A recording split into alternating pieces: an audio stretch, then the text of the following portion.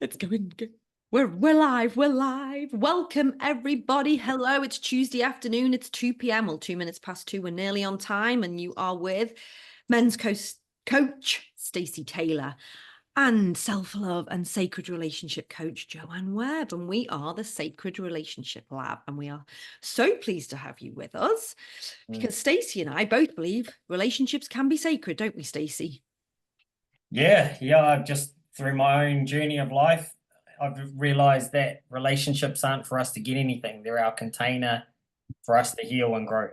And if you do that, you can have what Joanne's talking to, a sacred relationship. That's creating that with yourself. And once you create that with yourself, you can have that with the world. When we talk about relationships, that's your romantic relationships, the relationships with your children, your relationships with your friends, money, your health. It's all the relationship. It's all a mirror of the relationship that you have with yourself. So the most important thing you can do is work on yourself. Here, music to my ears. I believe you've got a couple of questions from listeners today, haven't you? Yeah, I do. So, and I think these will be quite cool. If you've got a couple, I've only got the one today, so you go first. You hit us with one. Let's just get straight into it. Straight into it. So this came in from a woman who's been a coach for a while, but she asked the question, how do men and women have a relationship with a life coach? Ooh. And what boundaries would you set in motion for this? And she shared a little bit of backstory on that while she was in a relationship, there was often quite a lot of abuse from her partner if she tried to share some wisdom or little niggle or little dig. So I thought I'd drop that to you first, Joanne, and see what your thoughts are on it. So that's like how the people around us have relationships with us, not like our clients. Yeah, so more our romantic partner. Maybe. Yeah. Yeah, sorry, I'm getting it now. Well, that's down to us as coaches to not coach the people that are in our life. And it's really fucking hard sometimes. Like everybody, you just want to go, well, it's not even that you want to. When you are a coach, and I think we go and get these qualifications, life coach, quantum coach, whatever you want to call it. You know, I do qualification after qualification. That's the kind of girl I am. But we have it naturally within us. Like if you look at your life, I've naturally coached people my entire life without being called a coach. And I don't like the term coach anyway, but to not do it. That's what we've got to do. That's a boundary we've got to put in place. Yep. And to ask people, do you want me to put my coaching hat on now? Or do you want me to listen to as a friend? Do you want me to put my coaching hat on now? Or do you want me to just be your loving partner? Because what happens is when we coach people, especially the people we love, we are basically highlighting to them all of their weaknesses, and they don't want to see it. They don't want to see it. If they're not ready to see it, it's like doing massive put downs, but we're trying our best to not do that. We're trying to be super helpful, and it's not helpful at all. And it's not helpful for us either as coaches, because I seen you put something up the other day, Stacey, and it said she doesn't want you to change. She just wants you to heal. Right. And as coaches, whatever we want to call ourselves, we do want people to heal. It's our innate need and desire and passion for people to heal because we know how good it feels. But if people are not ready, they're not ready. So it's having that boundary in place, and it's hard sometimes. I will say that, you know, I sometimes find myself like, blah, blah, blah, I'd have to like take it back in and zip my mouth and just nod and almost take myself out of situations. That's one of the ways I do it. I take myself out of the situation and look in as a third person. Sometimes I find it very hard to shut my mouth. Yeah, I love that. I love that, Joanne. What about you? That would be probably this. I would come at it from the same point of view as they're not my clients. They're not my clients. They didn't, you know, even with my wife now, sometimes she'll be talking to me, and I've learned, especially when you first become a coach and you're getting clients and you're getting awareness to all the things that we can't see. You want to give it to everyone, but you've got to realize that what's actually triggering me to want to change them. I heard a really amazing, I read a really amazing quote. I'll see if I can find it, a little write-up from a guy, Nicky. I went and actually did one session with him from Te Aroha, a real gem of a man. And he did a post the other week that said, can you love them as they are?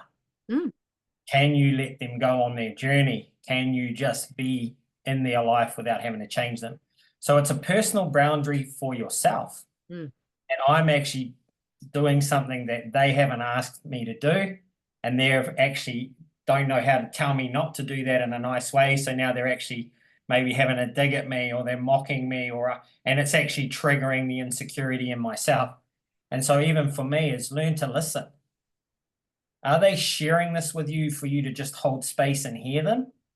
Or are you hearing, I need to fix this person to validate myself in some way, shape, or form? Mm. And even with my wife now, I can tell the difference when she just wants me to hold space and listen. And I can tell the difference when she's asking me for some help or some advice or some coaching, whatever you want to call it. But before I even do it, I say, if I'm unsure, I go, do you just want me to listen in this moment? Or are you asking for my help? And usually 9 times out of 10, she's like, no, I actually want your input here. I want your advice. But I always just check. And then that way I'm like actually acknowledging her, seeing her. So what's driving you to want to fix them? And then if you stop that, but there's still digs at your work, then it's time to have a conversation, because the ultimate form of self-love is self-respect. That's probably been my biggest lesson this week. That no one can do something to you that you're not allowing. So if someone's belittling your work or belittling you, and you're not doing, you're not trying to coach them, but it's what you do, then it's time to have a conversation with that person and say, hey, this isn't okay. Mm. Make sure you're not doing what you're not coaching unsolicited advice, I call it. But boundary with yourself first. And if you're holding that boundary and that person's still doing that, talk to them and say, this is no longer acceptable. Mm. And boundaries are meant to have consequences, because if we don't honor ourselves, no one will honor us. Mm. So that would be my advice on that one. Yeah, I love it. I love it. And this goes into our next question, which is, somebody's asked, what's the difference between a boundary and a non-negotiable? And can you give me some ideas, either ours, what we have in our life, or that of our clients? Because I brandish these words around a lot. What are your non-negotiables? What are your boundaries? And it's funny, I actually heard, I was talking to a friend on the phone before, and she said, I've had this reawakening this year about boundaries. But I've realized that I didn't have any, but I didn't respect other people's either. No. And I thought it was beautiful words, because it's such a great awareness. So this listener said, what's the difference between a boundary and a non-negotiable? And can you give me some examples? Beautiful. So I'm going to drop this back a little bit, because we've been misled as human beings. None of us have values, which is the first point of call for a human. We need to have a list of values, because then our values are going to inform our boundaries. Mm. So if you don't know what your values are, and 99% of people that I talk to don't even have one value consciously that they've chosen. Mm. I didn't even until, a week ago, I'm like, oh shit, these are my values, right? So once you have your values, and you want to honor your values, because the ultimate form of self-love is self-respect, you're then going to put boundaries in as a way to enforce, or not enforce, but to hold true to your values that mean everything to you. Mm-hmm. Right? So they're actually non-negotiable then. Mm. So if your number one value is trust, and someone is betraying your trust, and you allow it, your number one value isn't trust. So your values actually become non-negotiable. Your boundaries actually become non-negotiable only with you, because you actually have to enforce them with others, right? And if you're living in alignment with your values and you're holding your boundaries, then life's amazing. But how many of us say yes when we wanted to say no out of guilt? Mm-hmm. Because we are told to put everyone first. So when you start doing this work, it's going to be a big shift, because you're going to have to say, the most powerful word you can ever say in this world is no, without a justification. Mm-hmm. Right? Yeah. So your boundaries are actually non-negotiable to you. Now, how you enforce those boundaries is up to you, but boundaries are meant to have consequences, that people understand that that's not okay, that that's not acceptable, that I will not put up with that. And that's something you have to figure out. And then you have to get to a point where you go, you know what? I'm allowing this person to disrespect me. I'm allowing this person to reject me. I'm allowing this person to betray me. So it's my creation. No more. So to me, your boundaries are non-negotiable. You've just got to have the strength to be non-negotiable with them. I love that. It's beautiful. It's a beautiful way to describe it.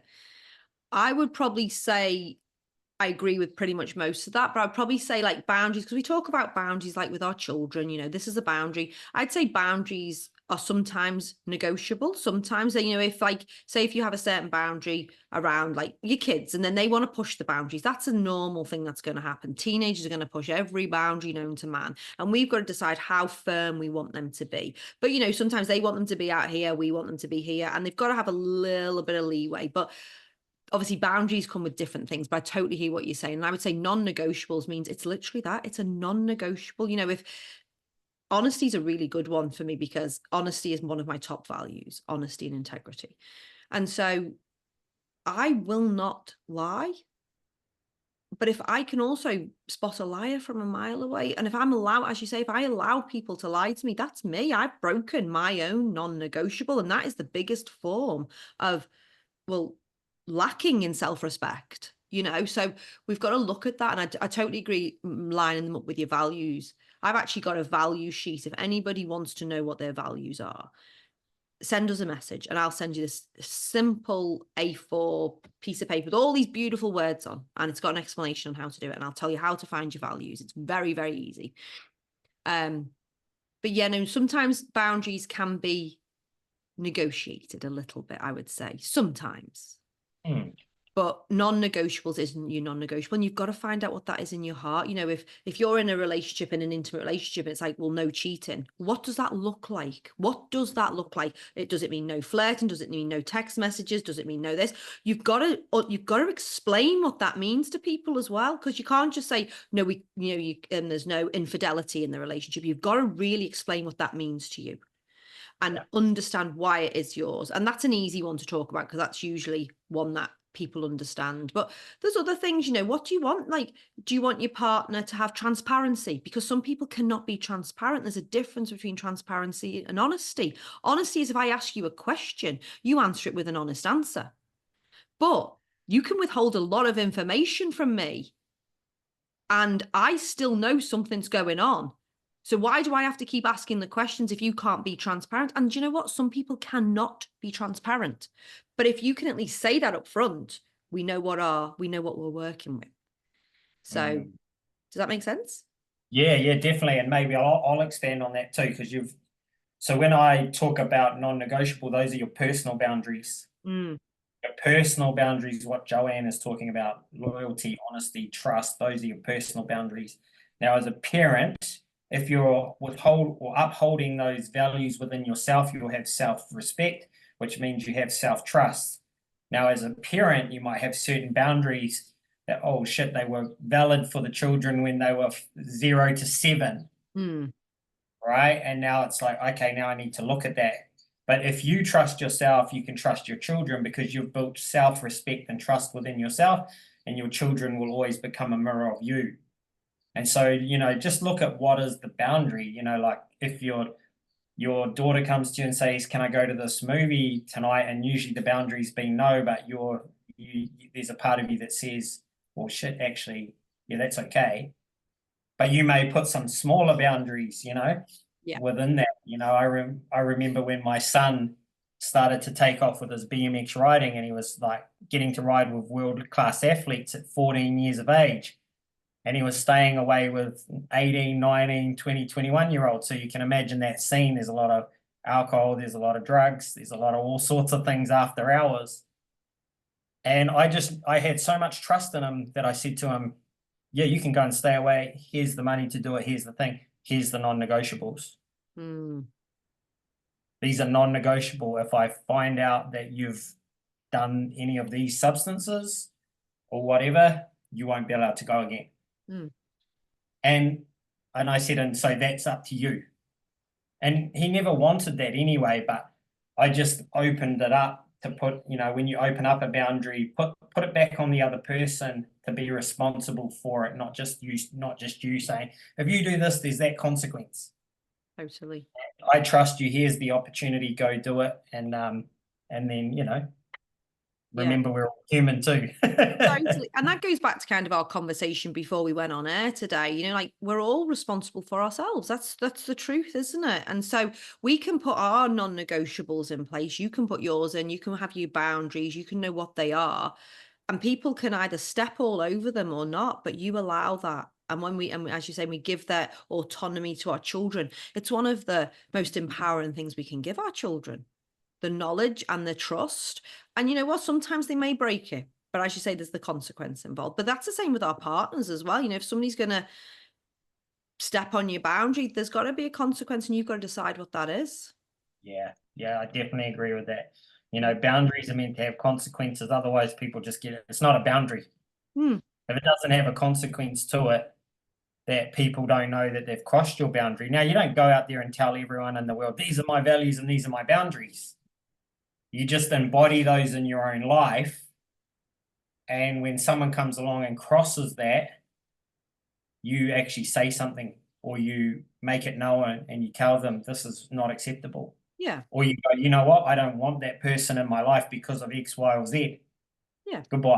And it becomes a really easy decision once you realize that, you know what, I'm allowing that energy or I'm allowing that behavior, I'm allowing that into my life. And as soon as you call them out of it, they'll either leave anyway, right? Or they'll throw a tantrum or they'll keep doing it. And then you get to say, hey, Kate, I honor myself. That's the end of it. Yeah. And like, just to give another example, like I remember an ex-boyfriend of mine, he drank every night and sometimes he didn't have the money for rent and stuff. So I was sitting and watching and I was curiously just watching in. And I said to him, you know, and I mentioned about the drinking, because to me, it's kind of like, I don't even know if you'd call it a boundary or just not lining up with my values. I was like, I don't want to sit around drinking a box of beer every night. It's not my thing. It leads you to have no, you know, oomph for life, no motivation. I mean, I can understand having the odd drink here and there might be relaxing sometimes when you're having a glass of wine with friends, but it was just different. It wasn't that kind of thing. And I was like, and it was when I got really, really comfortable with my boundaries. So I questioned him and he didn't want to change. I was like, okay, well, you can leave now then. And he's like, what? He couldn't quite get it. And I was like, no, that's okay. I don't want to change you, but I don't want to live with you. Like, you, again, our previous conversation, our earlier question, can you love them the way they are? No. So I didn't. It's like, bye. Because I decided what my boundary was, but I'm not going to beg you to change yours. I'm not going to ask you to change whoever's. Do you know what I mean? It's just like, see ya. Yeah. And that there is the ultimate form of self-love. And it feels Because you're bloody not good. just going to put up with it. You're not just going to accept that this is all that's available to me and this is what I have to deal with. You're just saying, okay, if I choose this, then I'm choosing it. But one day you just said, you know what? Fuck, are you going to end up drinking? No, you're not going to change. You're not paying the rent. I'm out. Yeah. Ultimate form of self-love. Goodbye. Yeah. Yeah. Beautiful. I know. People don't like it when you have boundaries sometimes, but the only people who do not like you to have boundaries or non-negotiables are the people who are not respecting you. So it's a very big message. It's a very big message. Here's another big thing for people to remember. When you were a child, 99% of people on the planet, all your boundaries were crossed unconsciously.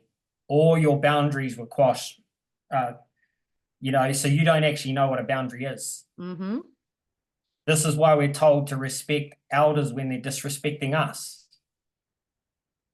Right? Little things like this. I remember one day this teacher had put my son, I got to school, she'd put my son on the step because she said he'd climbed over the school fence into the daycare centre next door. And little does she know that my son would rob the bank and tell you rather than lie. Yeah. And so when I sat down beside him, and I never stand up with my young children, I would always sit down beside them. And I said to him, what's happened, son? And he said, oh, the teacher said I climbed the fence and was in the daycare centre with the younger kids, and she's made me sit on this step for 2 hours. And I just straight up said to him, did you do it? And he goes, no, I didn't, Dad. And I said, so what did you do? And he said, oh, we were looking through the glass because they had a glass window through the fence. So you could, communicate through the fence. And I said, so you were looking through it. I said, did you climb up on the fence? No.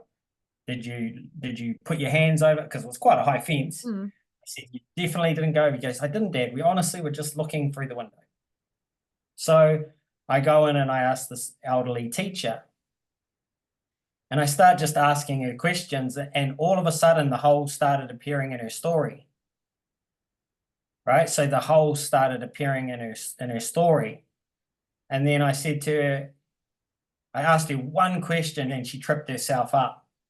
And I said to her, so you've lied? And she goes, don't you call me a liar. And I said, well, what do you call it? And I said to her, you've punished my son for 2 hours for something he didn't do. And she said, oh, he has no respect for his elders. And I said, he has more respect than most people, but if you're disrespectful to him, he will be disrespectful to you. That's not how it works. You should always respect your elders. And I said, no, it doesn't. No. And he knew that. And he wasn't actually disrespectful. He was so respectful that she didn't like it. And I said to her, you're going to go out there and apologize and you're going to put this right. She goes, I will not. And I said, well, watch me take this to the top. Because that's how much this is my boundary. This is how much my son's saying the truth. I've caught you out on the lie. And basically within 5 minutes, she went out there and she goes, oh, sorry. And I said, that's not how it works. I said, you either do it properly or we'll go to the principal's office in the morning. And I said to her, tell him what you've done wrong, why you did it, and apologize. And she actually did it because she knew she was wrong. And my dad said, and my son said to me, why did you do that? And I said, because I wanted you to know how much being honest as a value means to me. And that if you're honest, how much I'll stand up for you. But also if you had made the mistake, that if you had owned it, that it was okay. And that you would have had to apologize back the other way. So just remember that all of our boundaries have been crossed. So to learn them is actually quite a skill and a talent to be able to learn to actually, first of all, create some and then honor them all of the time, not some of the time. Yeah, no, that's so beautiful. And it's so true. Like you think about, what the things that I'll go and say hello to your granny, go and do this. And some of the things we are trying to teach our children to be polite and to have manners and, and there's all of that. But I'm like you, I'm like, no, if you cannot respect, if you are not behaving, like I went into my son phoned me once from a dairy. He'd gone in and the man had chased him and his son and they'd hit one of them. And I went in and he's like, yeah, and the guy was, he didn't speak that great English, but he was yelling at me. And I said, no, I haven't come in here to shout. And then this other guy then runs in, he goes, and this man didn't even know anything that happened. Oh, fucking little shits they are. They're all little shits. And I said, hey, these are kids. I said, this is not great role modeling. I said, and what actually have they done? Tell me what they've done.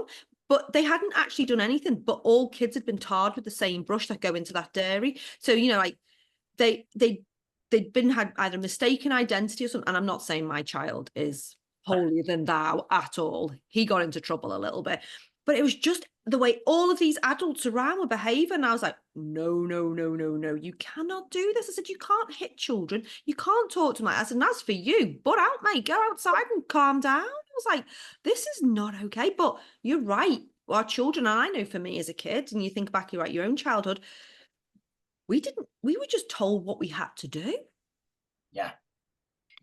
And we didn't have good role models.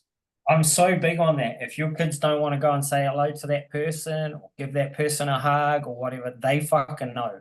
Yeah, they read energy better than us. So don't force them to do something because that's their boundaries. They're saying, that might even be, I don't want to right now. I don't want to hug Nan right now because I don't feel like it. Yeah. And then we're like, no, you have to. Yeah. So now when someone does it to them, they don't have these boundaries. So, like Joanne said, you'll know the personal boundaries that are non-negotiable. And then the external or the more open boundaries, then they are probably the ones that you can negotiate on a bit with that one as well. Oh, that's a good topic. And I like the way the 2 questions rolled into it. It was awesome. We love you, listeners. Thanks for providing such great quality information for us. So, definitely. What's the next question? So this is more of a client coach question. So I'm just going to read it because it's quite a so you've become a successful businesswoman and people have put you on a pedestal because you've changed their life. You've helped them focus and support them to challenge themselves. You know that your guidance has raised their awareness to have the life that they want, but they're basically not doing it. Thoughts on that one? From a coach, even though I don't like that word, it took me a long time to realize people are all on their own path. Yeah. And no matter what journey we do together, sometimes I will not see the results of the work that we do. But I also have the confidence to know that every seed is sown and they will grow and flourish over time. And, you know, us humans are a funny race. We're a very funny race, but we've chosen to do this journey. And we can be as heart-centered and we can know our stuff back to front and we can keep on learning and studying and growing and we can provide all of this stuff to people. They'll either take it or they won't, and we can't do anything about it. And it's not our job to, because as we said right at the beginning in our conversation before this, we are not responsible for anybody else. And you know what? I've done crazy things over my time. I've lowered my prices. I've upped my prices. I've tried to drag people over the line. I've been on call 24/7 for them. I lacked boundaries because I was so desperate for them to create this change. So desperate because I so believe in people. I so believe in love. It was draining. So having these, coming back to these sentences and coming back to your spiritual beliefs. What do you believe about the world? Because that's the thing that helps me. My spiritual belief about knowing I'm a soul doing this human experience, as we all are. All our children, all our family, all our friends, all our loved ones, every acquaintance we meet in life. Each and every one of us is responsible for our own happiness, for our own evolution. And we can't do it for anybody else. So it's coming back to your own center and coming back to your confidence and your truth and your own inner trust. While still trying to provide the best quality amazingness of information and healing energy that we can, but knowing that each and every person will also, you know what? We are all human and nobody sees the world or views the world or feels it the way you do. We've all got our own individual blueprint, the way we have our own individual fingerprints. Yeah. So we can provide everything, but it's how are they absorbing it? So that's why we've got to be able to communicate on so many different levels. We've got to be able to, you know, say it, feel it, touch it, do it, and explain it in different ways. And that's all that we can do really as coaches, as business people, as entrepreneurs. Yeah, that's beautiful, Joanne. That's much along the lines of what I would say here, and I'm going to share a little bit of a personal experience with that. That's just cracked for me. So the first thing is to realize it's not your job to save them. It's not your job as a whatever you coach, healer, whatever it is. There's no coincidences that they sat in front of you in a personal session, whether it was online or in person. There's no coincidences that they signed up to work with you. But one thing I'd say is what are you needing out of it? What, you know, it comes back to why are you needing them to change? Why are you wanting it so badly for them? Mm-hmm. And what are you needing from it? Mm-hmm. You know, there was a few little key words that people put me on a pedestal. No, they didn't. You put yourself on the pedestal. This is the unconscious. Ego. But if I'm sitting on a pedestal, then people need to live up to my expectations, and they never can. And I wanted to share a really empowering story from something that cracked open within my own marriage this week.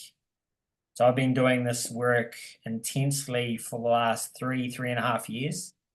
And about a year ago, I did a session with a guy by the name of Jaguar around my relationship. And this week I actually had, or last week, sorry, I had this intuition to go back and listen to the recording. Now, I thought I was showing up. I thought I was fully in it. I thought I'd done the work in that session. Boy, was I wrong. So I felt this calling for a few days and I resisted it. And then on the 27th of November, and the reason I say the 27th of November, I sat down, I went back and I just typed in, to search my emails to find the recording. And I seen that he'd sent the recording to me on the 27th of November, 2023. And straight away I was like, oh shit, here we go. So I open this recording and within 5 minutes, it's like tears of rivers of tears flowing down. And there's anger and there's sadness and there's fucking resentment and there's all this stuff. And this session was about an hour and 10 minutes, I think. I ended up watching 30 minutes and it was an hour and a half of just breaking open beyond the lies of my ego. And I was exhausted. So the next day, Thursday, I come back again, I sit down and I go through it again in a different way. I watch the first 30 minutes again, hour and 15, hour and 20 minutes, the same fucking thing. Exhausted. Come back the Friday. Do the same thing, but towards the end of it, I felt something break, I felt something shift. So I still, for the first 3 days, I'd only watched the first 30 minutes. And I'd probably grieved for, over 3 hours through this. Saturday, I was exhausted. I don't sleep during the day. I had a big sleep during the day. I felt like someone had just ripped my, every bit of my energy out of my soul. Sunday, I'm like, oh shit, it's not over yet. I could still feel it coming up, right? Monday morning, I wake up at 5 a.m. and I'm like, fuck, I'm going to die. Like, I can't move. I'm afraid. I don't want to get out of bed. And I literally feel like I'm going to die. And I'm like, okay, feelings aren't facts. Let's just get up, chuck on my headphones. I go for a walk. I'm out on my street and I walk this loop and run this hill, right? I'm like 2 minutes into the walk and next minute I see that I've become the very thing that I was hurt by. I'd become it. Now I'm crying in the middle of the street and I don't give a fuck, walking this loop, crying, angry at myself, grieving, raging, fucking just fuming. And it's kept breaking. And then I was able to come back over the last few days and watch the second half of that twice. And then all the insights came. And then this morning I did another session because I was still looking. I did another session 3 months on from that with another guy, trying to get the same answers from the first session that I did with this guy. And these guys weren't cheap coaches. Like, I'm talking $1,000 US per session.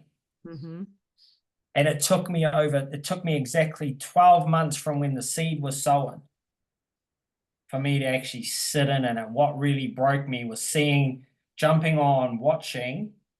And the first question he asked me, I could see my own mask. And it cracked me open. So it took a year. And I actually did a video on this on my Instagram and tagged the guy because just because it didn't happen back then doesn't mean it hasn't happened. So that was a little bit of my own personal experience. So sometimes the fruits of our labor won't be seen for 3, 6, 12, 18 months, maybe 5 or 10 years. Yeah. Thank you for sharing such a vulnerable and lovely stuff. Well, it might not have been lovely for you at the time, but now you've seen it, felt all your feelings and really uncomfortable. Healing really is about getting comfortable in the uncomfortable, isn't it? For me, Joanne, so I went back this morning and watched the other session with this guy, Brandon, I did. And it's funny, they were both saying the same thing and I was still looking for I was looking for the answers they were both saying the same thing in their own unique way. But I wasn't ready to actually, the thought of feeling that pain to my ego, which was absolute death. It is death. It was death. That's why when I was lying in bed, I actually felt like I was going to die. It was that brutal, And it's interesting. I was at the gym today and I seen a young guy that was talking to me a little bit about some stuff. And then he went and did a session at a clinic in town here. And I know a little bit of what happened. And when I seen him today, I was like, oh shit. He looks like he has been wrath, like he's been in a fight with a gorilla for the last week. He hasn't slept, and I realized, oh, you're on the journey. It's brutal, man. Mm. But it's the burning of your old identity to the ground, and it's going to be painful. It's just the experience that it is. That's why I've got my tattoo that says "Still I rise," you know, and I believe in like the phoenix and everything. It's the death, and then but from death comes rebirth. Yeah.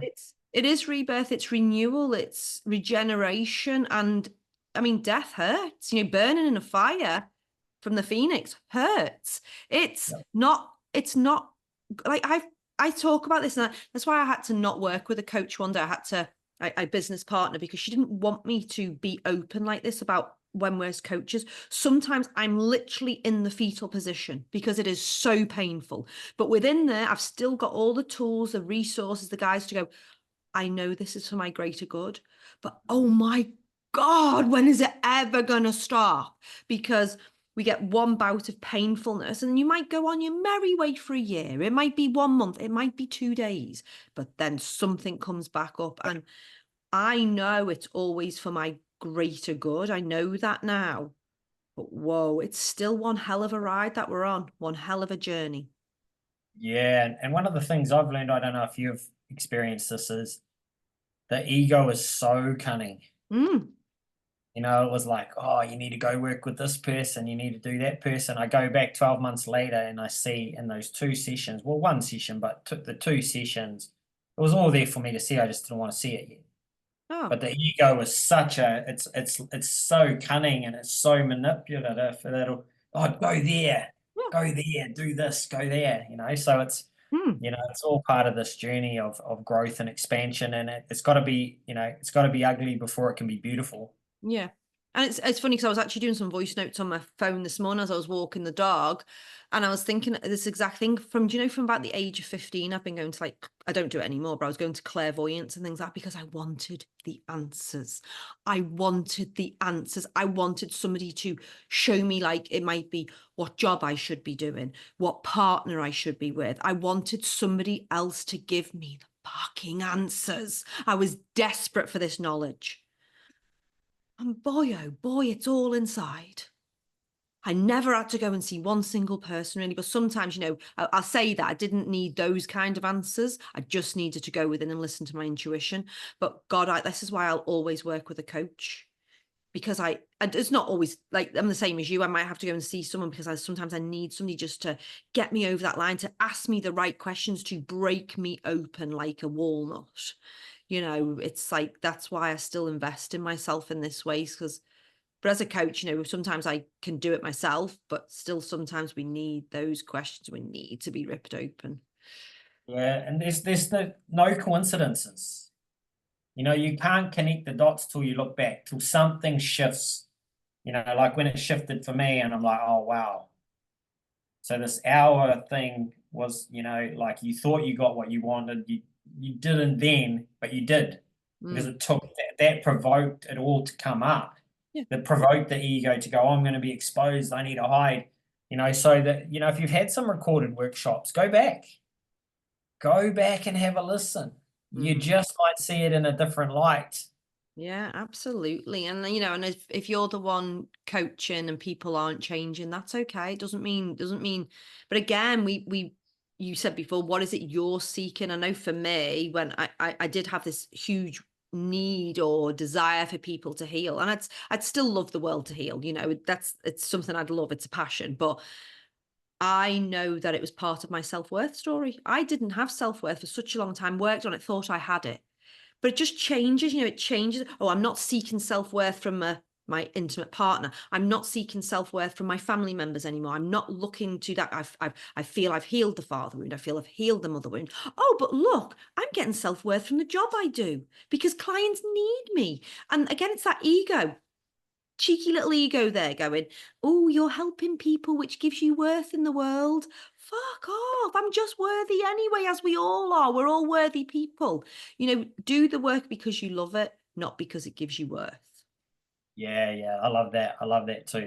That's probably the biggest takeaway is you can't get anything. That's the illusion. We think we can get something. But if you do something that you love, it will be fulfilling, Mm. right? People Mm. say chase your passion or do your passion, live your passion every day, and you won't work a day in your life. Well, you probably won't make any money out of that either. You know, so you got to find something that you're passionate about that you can then turn into something that you can serve, Mm. right? From a place of love, that's going to fulfill you. If you feel fulfilled, you're not going to need validation. Mm. That's the trap. We think we need filling up from the outside, but if I'm giving unconditionally, my heart's open, then I feel fulfilled. Mm. I don't feel empty. I don't need to fill that emptiness with validation. Yeah. 'Cause I also remember, like, I did a retreat this year, and out of the 30 participants, I got this one text message, and she didn't make it public. She did just come straight to me that she didn't like what I did, and da da da da, and there wasn't any power in it. She felt I was an ego, and it was all fine, it's totally fine. And I read it, and I thought the old me would have been destroyed by that. And I would Mm. have gone, "Wow," and I wouldn't have listened to the other 29 people who all wrote beautiful things, that not that we asked for it, but, like, they said beautiful things, and you heard through the grapevine, like, all these little conversations about certain things. And I was just like, because I know, because I did a somatic meditation all about self-love and goddess energy and empowerment. Well, it wasn't even my words anyway. I'm just the energy source. So I was totally confident in it, but it was just interesting to go, God, that would have destroyed me several years ago. And I would have, like we are as humans, we cling on to the negative and we forget the positive. It would have been like, I wouldn't have worried about the other people who enjoyed it, would have clung on to it. But I was actually in celebration and I pissed her off so much. I was actually in celebration. I was like, do you know what? I've triggered that woman. I've Yeah. triggered that woman into something, and something's going to move for her. And if it comes out that she's pissed off with me, I'm totally at ease with that now. Because, and you know what the funny thing is about that? A lot of my clients come to me. Well, not a lot of them. Most of them come from referrals, but some of them come to me after being really pissed off by me. I Yep. triggered them. I say something, and they're like, "Oh, I thought I was going, oh God, your energy just annoys me," or "You're so upbeat about it, and I thought you'd have no substance." And I've had all of these random comments thrown at me, and I'm like, curious. And people want to hate me, and they do hate me. And then they think, I'll go and work with her. And it's really fascinating to watch. The person who can trigger you is often the person that can help you heal. Here. We've been talking about this in our relationship containers for a while. Like, if Mm. you're triggered by it, it's yours to look at. So that lady got exactly what she asked for. She just doesn't know it yet because it was wrapped in a package of, I'm going to project out to Joanne what I feel, but instead of looking inside, the lessons is already in play. So she's going to get the lesson at some point. She's going to get the lesson. I'll share this. And it's funny, I was working with sort of a couple, and they were into plant medicine, and I shared one video one day, and I said, before you do the next plant medicine or the breathwork journey or whatever, go look at yourself and sit in your own shit for a bit. And then next minute, a day or two later, there's this message about this long in Facebook. And it was just, it started with a one-liner, and I didn't reply because my son was in hospital, and I'm like, okay, I don't want to get into this now. Mm-hmm. And anyway, while my son's in surgery, this message comes through, and I send back a little reply saying, I can't talk right now, or, da da da. Next minute, the message is this long, telling me how I'm not spiritual and telling me what's happened to me, and I'm not in my masculine energy and the feminine energy, and I need to. And anyway, I just sat with this.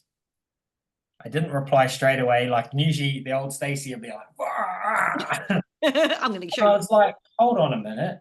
Everything you're saying to me is about you, and this is not mine to own. But here's where boundaries come in.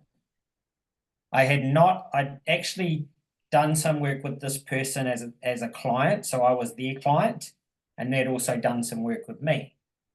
And I actually called this lady out on it, and I said, oh, on your high and mighty to tell me I'm not spiritual, what's happened to me, all these personal attacks, because I realized it had nothing to do with me. Mm. But what I did say to her is, this is not acceptable. I did not ask for your advice. You've gone way off the topic. I didn't ask you for any advice. I'm not being coached by you. I'm not being mentored by you. bang, Mm. and it hurt. Mm. And she came back, she was crying and this and that, but she still didn't want to own it then, because there was still this little projection of, you've hurt me and you've done this and you've done that. I was very respectful with it, but I was very consequences. Mm. I didn't ask you, am I spiritual or not? You're telling me I'm not, which is a perception of you. Yeah. You know, so these things come up, right? And these relationships are not just romantic, they're friendships, they're business, they're coaching, they're all sorts of things. And we've got to learn to understand, what are they trying to teach us about ourselves? Mm. And you know what, Stacey, even when I wasn't a coach, even though I think I've been a coach my entire life, as I said earlier, I've been attacked in all areas of my life, no matter what job I've done. I've pissed people off. I've done stuff with people. I've rocked people up, never intentionally, never maliciously, but it has happened, and people have big reactions. And I think, you know, when you're in this line of work, you just got to go with the flow as well, haven't you? You got to take the punches. Yeah. And I think if it doesn't trigger you back, if you can have some space between what's being said and your response, you know, you may respond or not. You know, the old me would have stewed on it even if I couldn't respond, but there was no stewing on it. It was just like, oh, this is interesting. This is kind of weird, actually. Yeah. So, you know, doesn't mean you don't have to say anything, but what triggers you is yours to own. So if it did trigger me, then it would have been mine to own, and I would have had to look at myself and things like that. So yeah, it's all a journey of seeing what's triggering me, what wound is that triggering, what belief is that triggering. Let it go, and then come back closer to love with yourself and let the world mirror that back to you. It's all about growth and learning, isn't it? All about growth and learning. So I think we've got 2 more lives before Christmas, and then we'll take a few weeks off, won't we, Stacey? And then, so if you've got any questions and you want them answered before the silly season, because let me tell you, this is a season when a lot of relationships break down. So get in quick with your questions, because we don't want that for you. Or maybe we do, because sometimes that's the right thing to do as well. But come to us with any of your relationship questions, and we will be back next week. Yeah. Awesome. Thanks, guys.